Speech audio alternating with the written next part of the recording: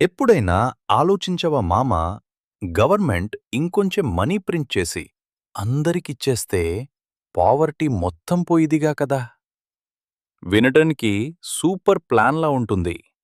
కాని ఇందులో ఒక పెద్ద హిడెన్ ప్రాబ్లమ్ ఉంది మామా.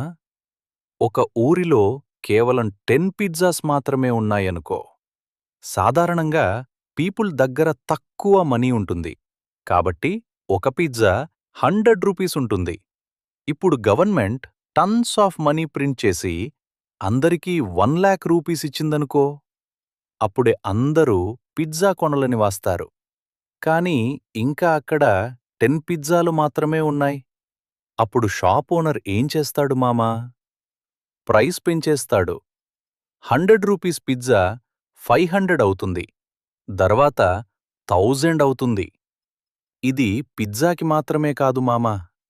పెట్రోల్ రేట్స్ పెరుగుతాయి, ఫుడ్ కాస్ట్లీ అవుతుంది, హౌసెస్, ఫోన్స్, క్లోత్స్ అన్నీ ఎక్స్‌పెన్సివ్ అయిపోతాయి. అంటే పీపుల్ దగ్గర మనీ ఎక్కువున్నా ఆ మనీ వాల్యూ మాత్రం తగ్గిపోతుంది. దీనినే ఇన్‌ఫ్లేషన్ అంటారు మామా.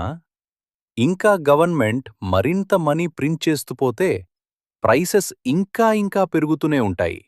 జింబాబ్వే లాంటి కంట్రీస్‌లో బ్రెడ్ కొనడానికి కూడా బ్యాగ్స్ నిండా క్యాష్ తీసుకెళ్లాల్సిన సిచ్యువేషన్ వచ్చింది మామా.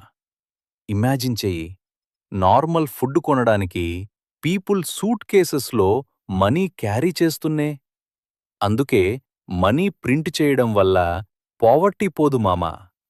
రియల్ వెల్త్ అంటే more jobs, businesses, factories, products create చేయడం. ఎందుకంటే ఒక కంట్రీ రిచ్ అవ్వాలి అంటే పేపర్ ప్రింట్ చేయడం కాదు, వాల్యూ క్రియేట్ చేయాలి.